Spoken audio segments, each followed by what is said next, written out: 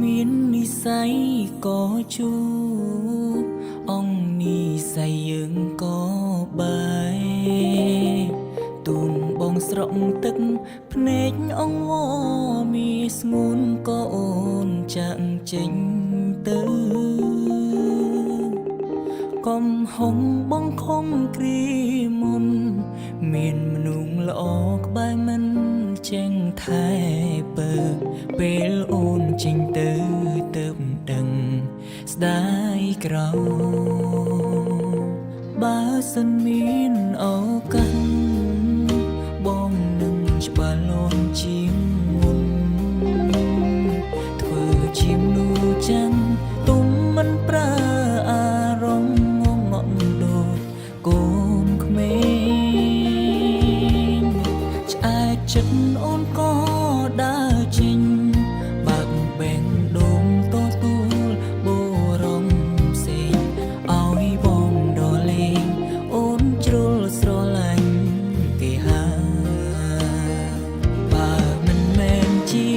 គូកុំអោយជួបគ្នា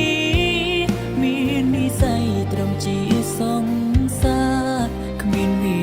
សនាបានរៀបការជាប្រពន្ធប្តី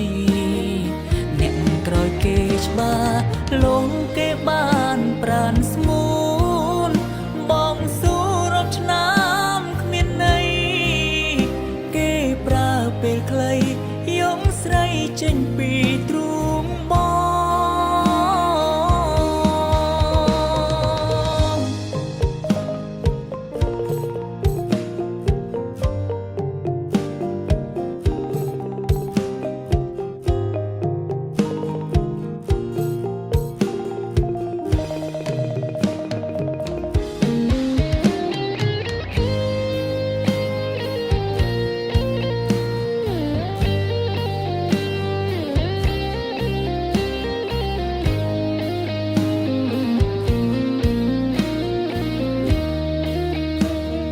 ធ្លាប់ធ្ងន់ដៃសន្យាពាក់ឈុតរៀបការនឹងគ្នាចុងក្រោយអងវេលាអស់សិទ្ធទីមទាបាននៅក្បែរប្រាណស្រីសល់ត្រឹមពាក្យសងសាចាំងគេម្នាក់នោះមានឈ្មោះគឺជាប្តីបងត្រូវរីងរៃរូក្នុងស្រមោលអតីតបើមិនមែនជា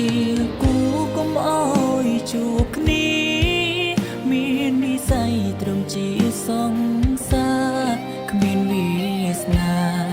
បានរៀបការជាប្រពន្ធប្តី